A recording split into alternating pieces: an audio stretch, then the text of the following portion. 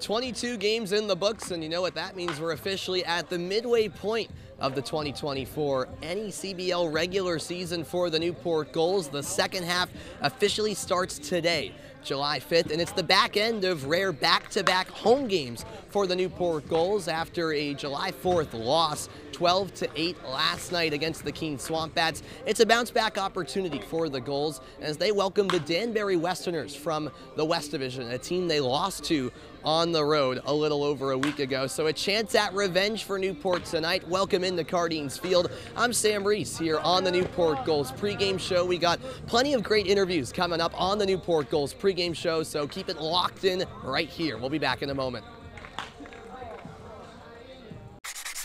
I won! That's a good play! Since 1974, the Rhode Island Lottery has paid over $57 billion in prizes and contributed over $8 billion to Rhode Island's general fund. Your Rhode Island Lottery, a good play for 50 years and counting. Welcome back to the Newport Gulls pregame show. I'm Riley Daniel, joined by one of our lovely gray shirt media interns, Joey Rizzi, and Joey, who towers over me. Joey, what do you do here? So I'm the assistant broadcast director here at the Gulls. I'm also a graphic designer, so I do graphic design for social media, all the game day programs for the home games, and a whole host of other things. So that means when fans are at home watching the games on ESPN Plus, you're behind all those graphics that make it look so good? Yeah, I guess so. Some of them, at least, yeah. What would you say the most important part of your job here is as a member of the Gulls organization? I guess just saying yes to everything, you know, anything they ask me to do. It's just saying yes and being here early, getting things done, staying late, doing whatever I can to help. And what school do you go to, Joey? I go to Emerson. I'm a grad student right now. And what are you getting a degree in as a grad student at Emerson? Sports communication. My background's in journalism, and now I'm doing sports communication. I'm hoping to be a director of communications at some point. Director of communications, that's a great field. Do you know where, like what part of the country you want to you from around here, so do you want to stay up here? You want to go somewhere else? Yeah, I mean, I'd love to stay local, but, you know, that's what comes with this profession is you got to, you know, be willing to travel, move. So I don't know, you know, we'll see what comes of it, but wherever it takes me, you know, we'll see.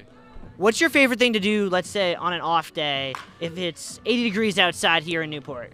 I would say go fishing, take the boat out, go fishing, especially when it's nice out. It's really nice to be on the water, especially in Newport. It's just beautiful being in the city here, spending my time in Newport. But fishing's definitely the biggest thing I do on the off days. What's the coolest thing you've ever caught on a fishing trip? I've caught a mahi-mahi, pretty good sized mahi-mahi. That's probably the coolest fish to catch because they're hard to catch, but they're small fish, 15 pounds or less. But they're a hard fight, and they're very cool looking fish. Did you cook it, or did you let it go? Yes, we almost always cook everything we catch, as long as it's legal to keep. But yeah, I love eating fish, love catching fish. But yeah. And what would you say your favorite part of game day here at Cardines is? I would say once you start to see fans start to roll in, you realize that all the work you've been doing for the whole day, all week, whatever, however long things have been preparing. It's really nice to start to see fans as they come in for the game and just see everything come together and the game start.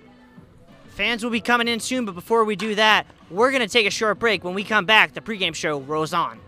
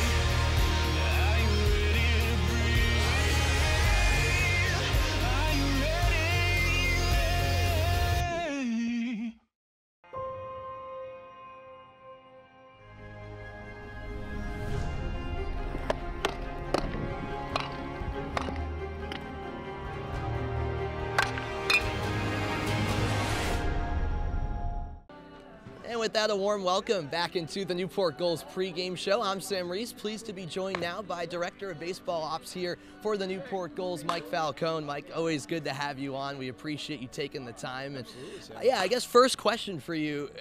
yesterday was game number 22 of the regular season, so officially at the midway point already. Just how fast does it go by for you where you got so much on your plate? Oh, I mean, for you to say that is just kind of takes me back a little bit, and you're like, wow, how did that go so quick? How is it all already happening, and how are we already in July? But like you said, a lot going on, great support staff, luckily, and we're hoping for a great end of the season, but we still got a long way to go. Yeah, a long way to go for sure, still the entire month of July, and then the postseason as well.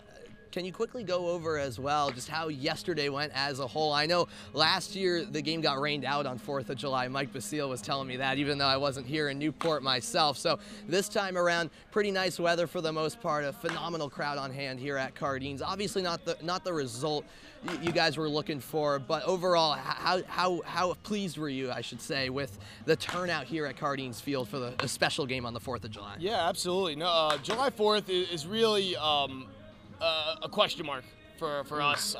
You would think it'd be a great crowd. You think a lot of folks come out, but with Newport being such a beach community and the fireworks going on, some other folks might have barbecues or family events. But it was really nice that the support was shown by the local community. A lot of folks who were visiting as well popped out. So that was a really great night at the ballpark. Like you said, wish we could have had a little better result, but you put up 8 runs, which was nice to see. Some guys threw well, which is fun, and what we'll need. A lot of guys got some innings, too, that they'll need as we do this stretch run and going down into July and hopefully into August. Absolutely, and then a busy stretch coming up, to say the least. I think it's 16 total games in 16 days overall, 14 and 13 starting on Monday, including 3 different doubleheaders in an 8-day stretch. So for you personally, I have to imagine, it's a bit overwhelming for all of us, I think. So what's the approach kind of heading into a busy stretch like that, which is bound to happen with rainouts from earlier in the season? Yeah, I mean, well, welcome to summer ball, right? Welcome to summer ball. This is what we don't we don't plan for it originally, but we know it's going to happen. We know it's going to happen at some point during the year, and really just got to keep rolling with it. I mean, we have a great group of interns, great support staff, great coaching staff, keeping the guys engaged. So really just keeping the pedal to the metal, keeping those eyes looking forward, dotting our I's, crossing our T's, and really just going and working hard each and every day and hoping the fans come out and support, and hopefully the weather cooperates, because after the double headers, there's really not much opportunity to make those up. So really fun stretch. Again, I always say when it's November, December, I'm going to be missing being at the ballpark at whatever time it may be, even if it's all day for 2 or 3 days of the week. So I'm really looking forward to it and just watching a lot of baseball here at Cardines Field. You can't take these moments for granted here in summer ball. And one last question for you, Mike. Again, really appreciate you taking the time during your busy schedule here, getting ready for the game. Well, part of what makes, obviously, Gulls game so special is the promotional events that occur. I know you got a big one coming up with Inclusion Day on Monday, and just great events throughout the season, getting the players involved as well on a personal level. How cool is that to be involved with that and really show that, baseball's for everyone, and that the players can connect with these people on a personal level as well? Oh, absolutely. No, we had the conversation today. We were down here at Cardines. The Red Sox Foundation, whose night is tonight, did a play ball event, a free clinic for the kids. They set it all up. They give pizzas, T-shirt, and everything. And a lot of the players come out, and they don't have to be here by any means, but they volunteer their time, and that's how we engage with the community. That's how we get those crowds. That's how we get sponsors to come support us and allow us to do what we've done here for 20 some odd years. So it is really that full circle engagement between the players, between the sponsors, and like you said, that Monday Inclusion Day is going to be awesome too. We're going to be back down here with the inclusive population, children and young adults with disabilities, get out for a field day during the day. Then we invite them back here at night. Plenty of other fun stuff going on. And really, that's always one of the most special nights of the year. They're all special, but that one has a nice place in my heart for sure. Absolutely. Should be a fun one on Monday, as well as tonight, Newport taking on Danbury later on tonight for some Friday night baseball. That's Mike Falcone. Ladies and gentlemen, Mike, we appreciate all of your efforts here with the Gulls. We'll be back in a moment on the Newport Gulls pregame show, so keep it locked in right here. Thank you. Welcome back to the Newport Gulls pregame show. I'm Riley Daniel, joined now by Wofford outfielder Tyler Hare. Tyler, a pleasure to have you with us. Thanks for having me. All right, Tyler, got to ask you, it was a little bit weird last Friday seeing you in 31, but it seems to have paid a big difference. You're now hitting .315 since you changed numbers. Is there just something lucky about the number 31? No, I wouldn't say luck. I would just say good vibes attached to that number. Last summer was a very successful one for me, and I had never worn number 31 before. My number has always been 18. Shout out to my dad. But last summer I wore 31 and had some success and figured, let's switch it up and go back to 31, see what happens, and it started working a little bit, so we're going to stick with it. And is there any kind of superstitious advice you might want to give the new 18, Drew Blake, tonight as he steps on the mound for his second appearance in that number? I just hope Blake goes out there and, throws some strikes, and, I think he will. He's a great guy, and I think we got a lot of confidence with him on the mound, so I think he'll go out there and do it for us. Let's go back to last Friday night and your first home run of the season in that amazing 8-0 comeback. What was the mentality in the dugout, down 8 runs in the second inning? But you guys have shown all year you're a team that can come back in games. Yeah, I mean, we got a really tight-knit group. We got a lot of confidence in our guys, 1 through 9.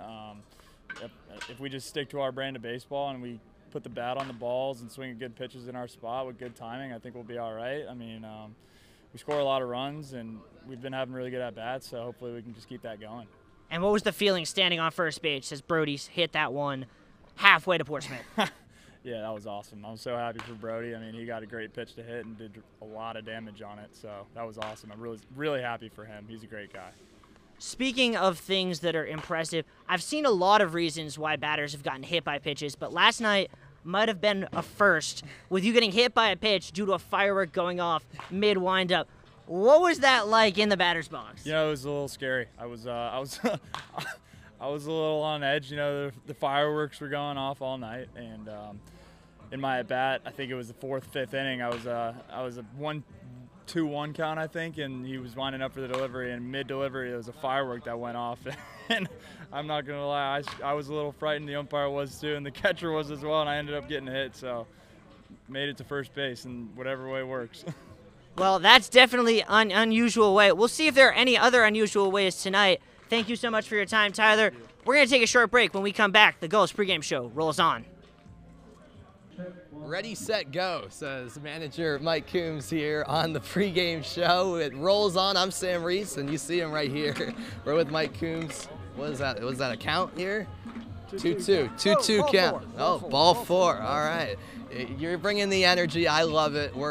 We're now at the midway point of the regular season officially. Midway? Yes, last night was game number 22 out of 44 in the regular season anyway. So got some double dips coming up. Yeah, so looking back on what's happened so far before we look to the future, what's your assessment of where things stand at the midway point?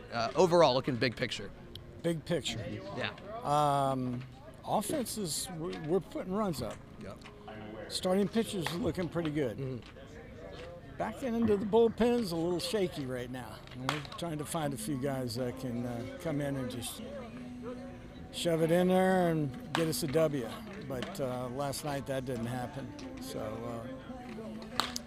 go back to the drawing table, see what we got, see what else Chris and Chuck are going to bring in. So that is the plan, to bring in an arm, if not more than that. Correct. Okay. If it's out there, Right. Okay. If it's out there. If it's out there, that would certainly help. Yep, and you mentioned the double dips coming up, so a very busy stretch. It'll be starting on Monday, 14 games in 13 days. Nice. Including 3 different doubleheaders in the span of 8 days. So how do you approach that as the manager, especially when, conserving, that's the wrong word for it, but yeah, you just show up. But in terms of the bullpen as well, looking ahead, is that a concern with those a lot of doubleheaders coming up? How do you approach it? Well, we're going to have our starting pitchers go, and then maybe here or there we may have a bullpen guy come in as a starter. You know who I mean? Do you know? Do I know? It's a specific bullpen arm. Well, no, he's Pacific. He's specific. There you go. How do you say that word? You got it. Specific. So there's one that hasn't started yet that will start in the future. Monday. Would it be Colby? Ooh. Hey, we Smart. might have just dropped a bombshell here on the Newport Gulls pregame show. Just pure speculation right now. You're pretty But close, Sammy. all right, that shows, you know, what kind of stretch is coming up. And looking ahead to tonight against Danbury, a team you lost to. 10-3. Yep, 10-3 in Danbury. It was 3-3 in the late stages. And what happened? And the bullpen, you know, wasn't at its best in that game. So you got Drew Blake on the mound tonight. How Try him. right? You're gonna try him. How far are you hoping he goes heading into tonight? At least 5, I hope. Yeah. 5 or 6 if he can. We'll see. I don't know. But we got some other guys that we can run in there too. So Stark. Yep. I mean, Colby even told me he had an inning or 2 tonight. So I mean, you know, I don't. There'll be a couple other guys down there too, I think. Okay, and then just a few more questions for you, Coach. On a personal note, take me through the last few days for you. We rewind back to Tuesday at Ocean State.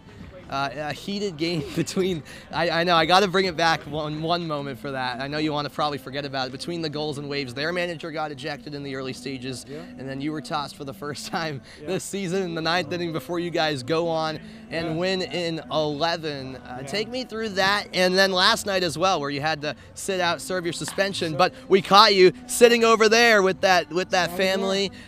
So how did that come about? Because I remember on the bus ride. It came about because his wife was coming in town today, so he wanted to have dinner with her that night and didn't want to have to, be at the game here. He figured he'd just watch it, and he had the walkie-talkie up there relaying signs and smoke signals and all that. Smoke signals. Well, we caught you on the one of our great camera operators caught you out there. We said, "Oh, that's manager Mike Coombs watching." I remember on the bus ride back from Ocean State Tuesday night, you said, "I'm going to find a way to somehow tune into that game." So, how is the view out there? Because I want to experience the game out there. It's really nice. It's, you're right there, you're in your chair, you're watching everything. I mean, of course it's not as good as being right here, real close to the action, but that out there is just super. That's the one to the left, the house to the left. Yeah. That's where I am. I'm in that house now. Oh. They moved me there. Really? Yeah. So that's wow. What a spot that is. Get dressed, roll around the corner, come in through here. Don't even have to worry about parking in this lovely town. That sounds like a perfect life to me, Coach Coombs. Yeah, that's a good one right there. One more for you. Just going back to that Tuesday game one more time. Talk about what led to ultimately you getting tossed out of that game. I think it does show how passionate you are, and your guys got the job done in the end. Just take me through that a little bit. Well, there was 2 guys, our guys, that were having some issues with the strike zone. Yeah. So the one kid got a warning. The other kid was fixing to get the warning, and I took the warning for him. And as he gave me the warning, I talked to him, went up to the umpire and said something that he didn't like, so he gave me a little heave-ho. He didn't even give me a good one. That wasn't even a good one. I said, your strike zone is as bad as your heave-ho. So anyways, I got thrown out. Then the other umpire tried to WWE me. He came in and bumped me. And that was crazy. And I gave him an elbow in the chest, and he goes, you can't do that. I said, you can't grab me. What makes you think you got? Well, I'm protecting my umpire. And I said, I'm protecting myself. You can't grab me. Yeah. I'll show you WWE. He looks at me, he goes, I'm 22 years in the military, and, give me your best shot. And I go, you don't want that, pal. You don't want Coach Coombs' best shot. We had a little WWE action on Tuesday night. Maybe some less drama, a more laid-back Coach Coombs tonight? Yeah. All right, there we go. Maybe, yeah. All right, there we go. He's back in the dugout, not quite with the view out there. He'll be back as the head man for Newport tonight, and we love to see that. It's the Gulls and the Westerners coming up later tonight here for some Friday Night Baseball. Coach Coombs, we always appreciate the time, as always. I'm very sweaty. I'm just warning you. You're good. I love your time. I appreciate that. We'll be back in a moment on the Gulls pregame show. Thank you, Sam. I won! That's a good play! Since 1974, the Rhode Island Lottery has paid over $57 billion in prizes and contributed over $8 billion to Rhode Island's general fund. Your Rhode Island Lottery, a good play for 50 years and counting. All right, we just had a lively Coach Coombs, as always. We appreciate his time and everyone else that joined us here on the Gulls pregame show. That puts a wrap on our pregame show. But remember, it's the Gulls and the Westerners squaring off for some Friday night baseball at Cardines. You can't beat that. If you want to watch the action, you can do so over on ESPN Plus. First pitch slated for 6:35. I'm Sam Reese. Thanks so much for watching the Gulls pregame show here on the Newport Gulls Broadcast Network.